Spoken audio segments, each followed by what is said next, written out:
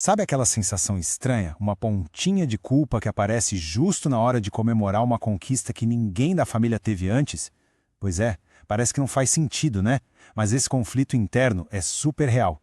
Hoje, a gente vai entender por que, às vezes, crescer na vida pode parecer uma traição. E mais importante, como transformar essa culpa numa homenagem linda à nossa própria história. Olha só o nosso caminho de hoje. Primeiro, a gente vai botar uma luz nesse problema meio escondido, a tal da lealdade invisível. Depois, vamos mergulhar na neurociência para entender o porquê disso. Aí, a gente parte para a solução. Vamos ressignificar o que é ser leal, aprender uma técnica para virar a chave da culpa para o merecimento e, por fim, pensar em como construir um novo legado. Então vamos lá, mergulhando de cabeça. Nossa primeira parada é para entender esse sentimento, essa coisa silenciosa que faz o sucesso, em vez de só trazer alegria, vir acompanhado de uma culpa que a gente nem sabe de onde vem.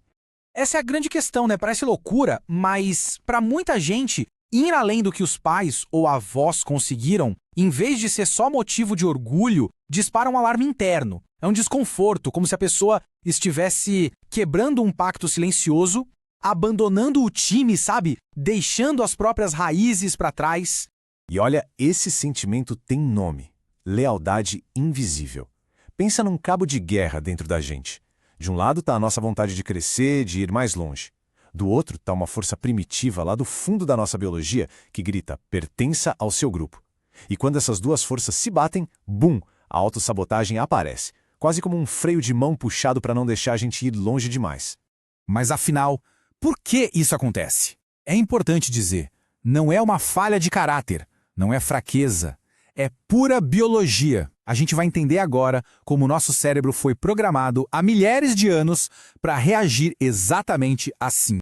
Para entender essa briga interna, imagina que a gente tem dois moradores dentro da cabeça. Tem a casa antiga, que é o nosso cérebro mais primitivo, sistema límbico. Ele é todo emocional, só quer saber de segurança, de ficar onde tudo é conhecido. E tem o prédio moderno, que é o nosso córtex pré-frontal. Esse aí é lógico, pensa no futuro, adora um plano e novas ideias. O conflito da lealdade invisível é a briga entre esses dois. E aí que está o pulo do gato.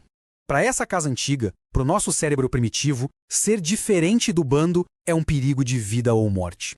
Pensa lá nos nossos ancestrais, se alguém fosse expulso da tribo, as chances de sobreviver sozinho eram mínimas. Então, quando alguém começa a ter um sucesso muito diferente da família, a casa antiga entra em pânico, interpretando isso como um risco de ser expulso do bando. E esse alarme é barulhento. A amígdala, que é tipo o segurança da nossa casa antiga, vê essa mudança e começa a gritar: alerta, alerta, risco de exclusão. A culpa e a autossabotagem, então, funcionam como um freio de emergência. É o cérebro tentando, na melhor das intenções, puxar a gente de volta para a zona de escassez. Por quê? Porque essa zona, mesmo sendo ruim, é o território conhecido onde todo mundo da família está. É o lugar seguro para garantir o pertencimento. Ok, entendido o problema, entendida a raiz biológica, agora vem a parte boa, a solução. E ela começa com uma virada de chave mental muito poderosa. A gente pode e deve redefinir o que significa ser leal à nossa família. E essa frase resume tudo perfeitamente. Pensa bem, ser leal não é copiar as dificuldades que nossos pais ou avós passaram, não é repetir a escassez. A verdadeira honra, o maior respeito, é pegar os valores que eles nos ensinaram com tanto sacrifício, a honestidade, a garra, a resiliência, e usar tudo isso para construir algo novo, para alcançar lugares que talvez eles nunca puderam nem sonhar. Beleza, a ideia é linda, mas como a gente faz isso na prática? Como a gente ensina o nosso prédio moderno a tomar as rédeas e acalmar a casa antiga? É o que a gente vai ver agora, com uma ferramenta bem concreta. O caminho tem 4 passos bem diretos. Primeiro, a gente precisa identificar qual é exatamente o pensamento que está nos sabotando. Segundo, a gente desafia esse pensamento, questiona se ele faz mesmo sentido. Terceiro, e mais importante, a gente substitui ele por uma nova ideia, uma que transforma o sucesso em honra. E por último, a gente reforça essa nova crença para ela ficar forte. Tá aí, essa é a crença sabotadora, a vozinha da casa antiga falando alto. É o alarme falso soando, dizendo que para a gente continuar pertencendo, a gente precisa ficar no mesmo lugar de sempre.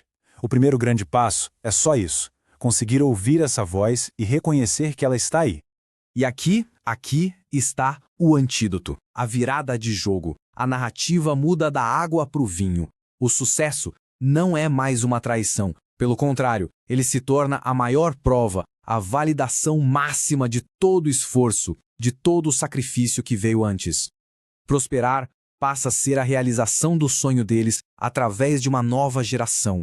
É o maior muito obrigado que se pode dar. E quando a gente começa a praticar essa mudança de pensamento, o efeito vai muito além de um alívio da culpa. A gente começa a construir uma coisa nova. A gente para de olhar só para o passado e começa a desenhar um novo futuro. Então, essas aqui são as novas regras do jogo. Lealdade não é cópia. É possível pertencer e amar a família mesmo sendo diferente. O nosso sucesso, na verdade, dá sentido ao sacrifício deles. A felicidade de verdade vem quando a gente para de achar que precisa sofrer o mesmo que eles sofreram. E o mais incrível, o sucesso de hoje abre uma estrada nova e cheia de possibilidades para quem vem depois da gente. Então, fica essa reflexão para fechar. Ao se permitir ir além, ao transformar a culpa em um sentimento de merecimento, não se está mudando apenas uma vida. Está se reescrevendo a história de uma família inteira. Que legado incrível pode ser construído a partir daí?